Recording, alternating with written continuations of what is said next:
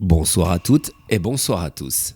En ce début d'année 2024, je tenais à vous présenter mes vœux les plus sincères.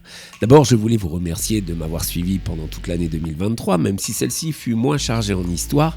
Vous avez toujours répondu présent et ça me touche beaucoup. Merci à vous. Et puis, l'aventure continue malgré tout. Alors même si je vous fais moins de contenu, sachez-le, je n'abandonne pas pour autant YouTube et notamment la chaîne Creephistory qui existe maintenant depuis plus de 5 ans. Je vais pas abandonner mon petit bébé quand même et puis je ne vais pas vous abandonner non plus. Alors sachez-le, il y aura encore des histoires et un petit peu plus d'ailleurs en ce début d'année parce que j'ai un peu plus le temps qu'en fin d'année de l'année dernière, c'est clair.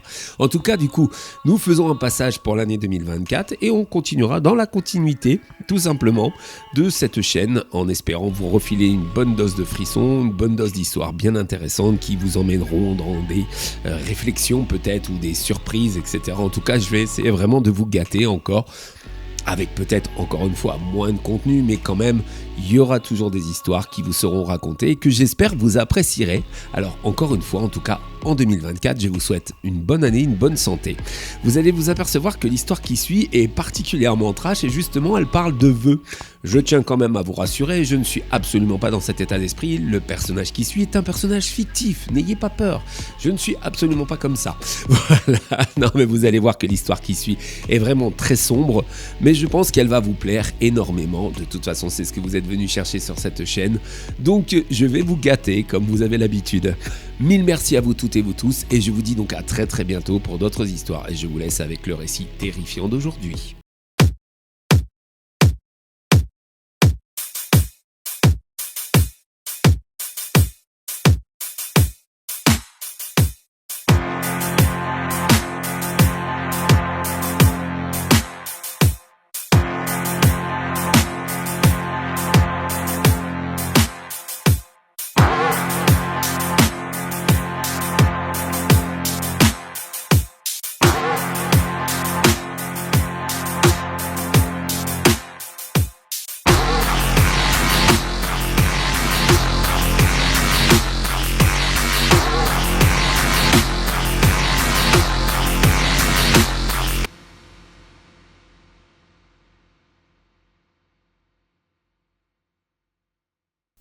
Je vous souhaite à toutes et à tous une bonne année, une bonne santé, plein de bonnes choses pour vous et pour vos proches.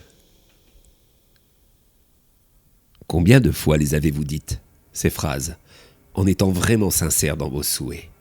Et combien de fois les avez-vous entendues avec une vraie bienveillance à votre égard? Ouais, il faut se rendre à l'évidence. La nouvelle année, les vœux sont certainement l'un des moments les plus faux de notre existence.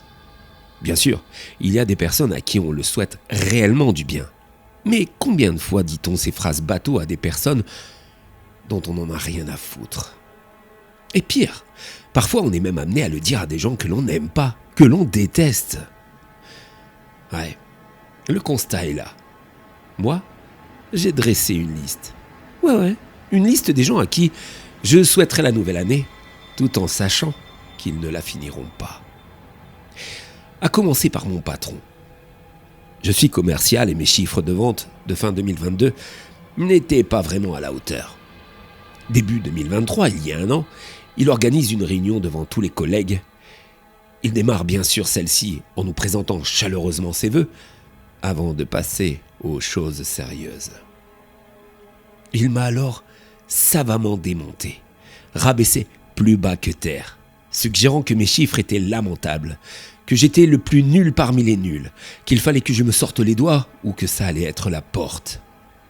Et ce, bien sûr, devant les yeux médusés de mes collègues.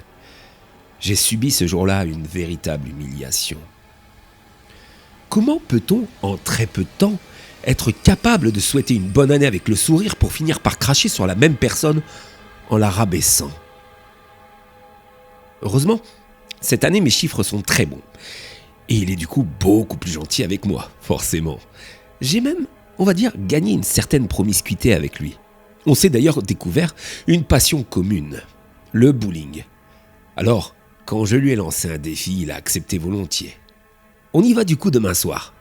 J'aurai ainsi l'occasion de lui présenter mes vœux, parce que je ne l'ai pas encore vu, et de lui fracasser le crâne avec ma toute nouvelle boule. La deuxième sur ma liste, c'est celle qui m'a brisé le cœur. Karine. Ah, pourtant ça commençait bien. Une belle soirée. Le 31 décembre 2022, j'étais invité chez des amis de longue date, le genre de personnes d'ailleurs à qui je souhaite vraiment une bonne année, tellement je les aime. Et parmi les convives, que je ne connaissais pas, il y avait cette brune aux yeux clairs. Karine, célibataire, enjouée, festive. J'ai eu pour elle un véritable coup de cœur. Ce soir-là, on s'est souhaité les vœux avec sincérité. Alors, on se souhaitait d'ailleurs de l'amour, car on en manquait tous les deux. Il faut dire que depuis mon divorce en 2018, c'était le désert affectif dans ma vie. Mais elle, elle semblait être en mesure de me donner toute l'attention dont j'avais besoin. Du coup, je me suis jeté en 2023 corps et âme dans cette relation. On va dire que ça a roulé plutôt bien pendant les premiers mois de l'année. Enfin, du moins tant que l'on sortait. Tant que je la distrayais et que je la gâtais. Car oui, j'avais conscience de son côté vénal. Mais vous savez, l'amour vous rend aveugle, même si vous ne l'êtes pas vraiment. Arrivé à notre soirée d'anniversaire de rencontre, nos 1 an, le 31 décembre 2023, du coup, j'avais projeté de l'emmener dans une très belle soirée romantique à Paris. Avec, comme programme, un dîner en bateau sur la Seine. Et puis, on aurait été vivre le décompte et le passage à la nouvelle année sur les Champs-Élysées et enfin on aurait fini dans un hôtel spa avec champagne et massage aux huiles essentielles. Une vraie belle soirée, n'est-ce pas ? Malheureusement, sa mère est tombée malade et du coup tous mes plans romantiques sont tombés à l'eau, mais il était normal qu'elle reste au chevet de sa maman. En guise de chevet, elle a passé sa soirée du 31 à se faire culbuter par son ex, chez lui. Je l'ai dit, aveugle oui, mais je gardais quand même la vue. Et du coup, pour ce début d'année 2024, je lui ai fait un plan romantique. Pour lui présenter mes vœux. Une petite soirée, dîner en tête-à-tête avec sédatif. Puis, un petit plan ASM particulièrement fourni en torture. Je pense que je la découperai en morceaux tout en la maintenant tout juste au niveau de la vie, pour qu'elle souffre. Et enfin, un petit jacuzzi acide pour diluer ses restes. Ma liste se termine par mon cher frère, Pascal. Alors lui, c'est vraiment le plus surprenant. C'est un gars bien, franchement, je le connais depuis tellement d'années, forcément c'est mon frère. Un bon vivant, il a le cœur sur la main. Ça a toujours été aussi le préféré des parents d'ailleurs, la bonne patte. Pourtant, en 2023, j'ai appris quelque chose d'incroyable à son sujet. Mon frère aimant qui m'a soutenu lors de mon divorce se tapait mon ex-femme. Rien que ça. Non seulement il se la tapait une fois que nous étions séparés, mais alors que nous étions encore mariés, eh bien il le faisait aussi. Oui, il était l'amant de mon ex-compagne. Celle à qui d'ailleurs il a conseillé de me quitter. Merci. Ah, belle mentalité, n'est-ce pas ? Bien sûr, en ce début d'année, on a projeté de se voir pour les vœux, c'est normal, nous sommes frères après tout. Comme tous les ans d'ailleurs. Et donc on va se faire une petite sortie entre mecs. On aime bien se dépasser physiquement et j'ai trouvé une activité idéale pour ça. C'est un escape game mélangé avec un parcours d'aventure. La fin de ce dernier d'ailleurs est constituée d'un atelier frisson qui culmine à 18 mètres de haut. Il me sera très facile de lui enlever ses attaches et de le pousser, de le laisser tomber de cette hauteur. J'espère sincèrement le voir s'écraser telle une crêpe sur le sol, tomber comme une vulgaire merde qu'il est. Je pourrais rajouter des personnes à ma liste. Mon voisin par exemple qui me casse les couilles et qui mériterait réellement lui aussi que je me débarrasse de lui.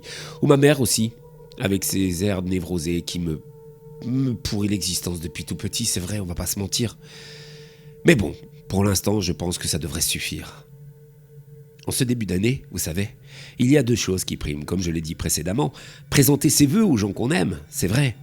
Mais j'ai oublié aussi de vous parler des bonnes résolutions. Eh ben oui, les bonnes résolutions que l'on doit prendre. Pour moi, 2024, j'ai décidé de me débarrasser des gens toxiques, des personnes qui sont fausses autour de moi, et mauvaises.